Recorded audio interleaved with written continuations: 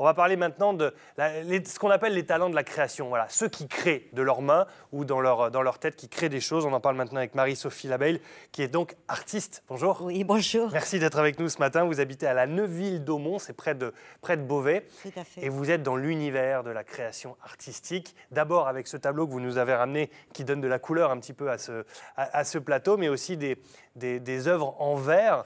Oui. La création, c'est l'histoire de votre vie finalement. Tout à fait. Ça a commencé de bonne heure. Je crois que j'ai toujours dessiné, peint, créé, fabriqué des objets depuis toute petite à Paris. Et puis, j'ai fait les Beaux-Arts à Paris et j'ai quitté Paris pour avoir de l'espace. J'ai quitté Paris pour...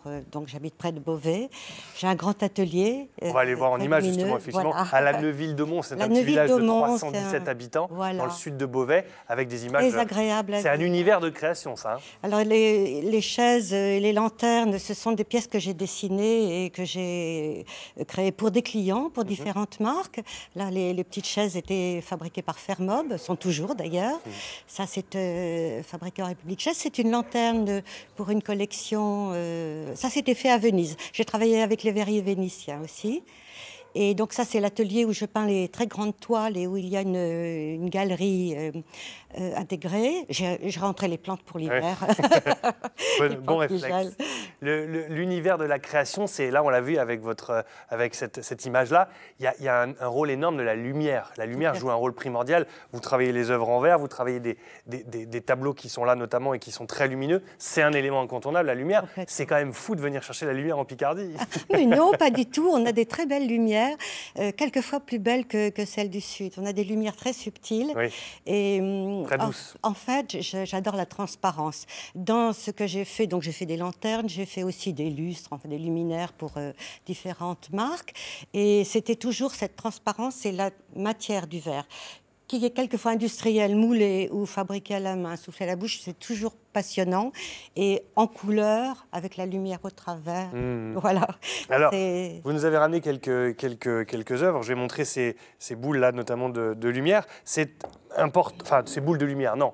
Oui. Des boules transparentes dans lesquelles on peut jouer avec la lumière. Je commence par voilà, celle que l'on voit à l'écran là. C'est le globe, c'est le monde qui vous inspire là. Quelque part, ce sont des planètes, on peut dire. Écoutez, moi, je collectionnais de longue date, vous savez, les sulfures, les presse-papiers d'autrefois. J'en ramenais de chez les verriers un peu partout dans le monde. Et puis, après avoir travaillé pour beaucoup de marques, j'ai eu envie d'avoir ma marque et j'ai eu envie de travailler le verre.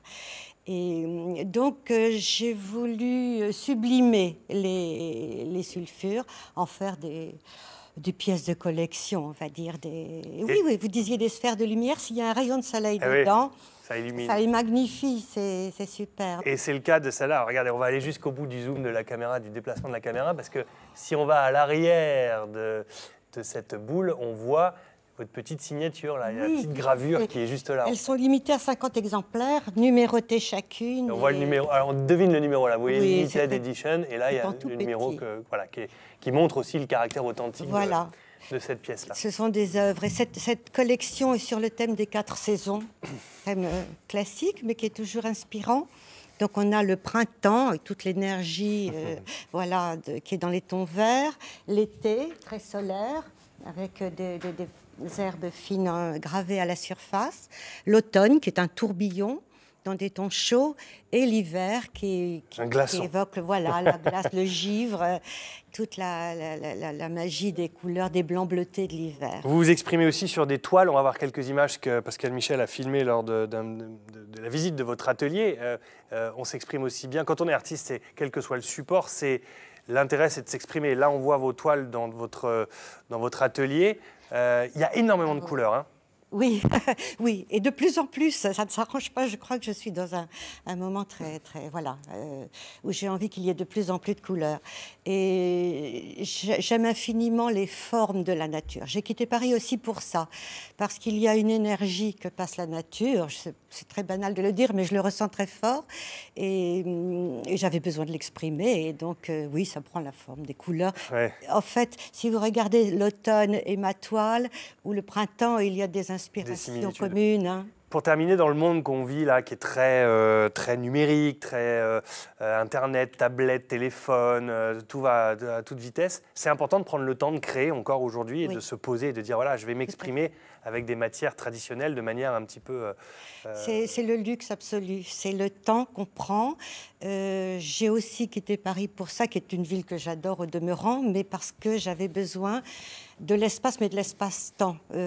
C'est incompressible. Sur un tableau, on ne peut pas se dépêcher, on ne peut pas travailler avec un délai trop serré. Ça m'est arrivé pour des expositions et voilà, il faut vraiment...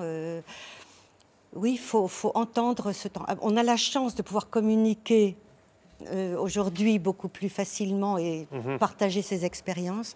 Mais oui, il faut prendre le temps. Fabriquer une sphère comme ça prend pratiquement 1 heure en verre. Il faut 3 jours pour qu'elle refroidisse. Et après, il y a toute la gravure. L'imagination. Voilà. Marie-Sophie Labaille, vous pouvez trouver toutes ses œuvres sur sophie-labaille-création au pluriel.com pour avoir un petit peu l'univers de ses créations. Et puis la partie vert qui est exposée sur ce plateau en tapant Sophie-Labaille glace, GLA2S.com. N'hésitez pas à aller sur ce site internet et puis voilà, de découvrir un petit peu votre univers. Et puis on redonne aussi le numéro de BGE qui aide aussi les entreprises à se lancer et qui vous ont aussi accompagné dans la démarche 03 44 06 28 10. C'est cette boutique de gestion des entreprises qui vous aide et qui vous accompagne. Qui m'a absolument soutenue pour structurer l'idée. Vraiment, je leur suis très reconnaissante. Merci beaucoup. Merci à vous.